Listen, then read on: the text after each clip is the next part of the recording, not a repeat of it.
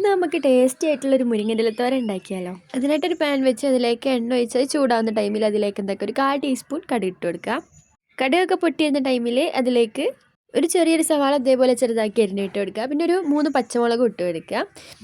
ഒരു 7 അല്ലി വെളുത്തുള്ളി ഇതേപോലെ ചെറുതാക്കി അരിഞ്ഞിട്ട് കൊടുത്തിട്ട് നല്ലപോലെ ഒന്ന് വഴറ്റിയെടുക്കുക.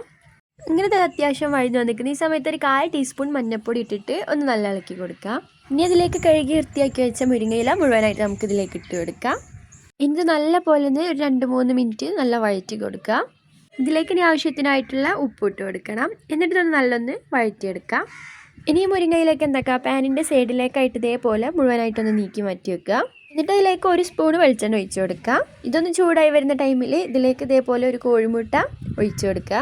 ഇനി ഈ കോഴിമുട്ട മാത്രം ഇതേപോലെ ചെറുതായിട്ടൊന്ന് വെന്ത് വരുന്ന വരെ ഒന്ന് ഇളക്കി കൊടുക്കാം. അങ്ങനെ അത് നല്ല പോലെ വെന്ത് വന്നിരിക്കുന്നത്. ഇനി ഇത് നമുക്ക് മുഴുവനായിട്ട് മിക്സ് ആക്കാം. അങ്ങനെ അത് മുഴുവനായിട്ട് മിക്സ് ആക്കി എടുത്തിട്ടുണ്ട്. അപ്പോൾ ഇത്രയേ ഉള്ളൂ, വളരെ എളുപ്പമാണ് ഇത് ഉണ്ടാക്കാനായിട്ട്. ഇത് നിങ്ങളൊന്ന് ട്രൈ ചെയ്ത് നോക്കണം. വീഡിയോ ഇഷ്ടമായെങ്കിൽ ലൈക്ക്, ഷെയർ, സബ്സ്ക്രൈബ് ചെയ്യണേ. പുതിയൊരു വീഡിയോ ആയിട്ട് വീണ്ടും കാണുന്നതിലേക്കും ബൈ.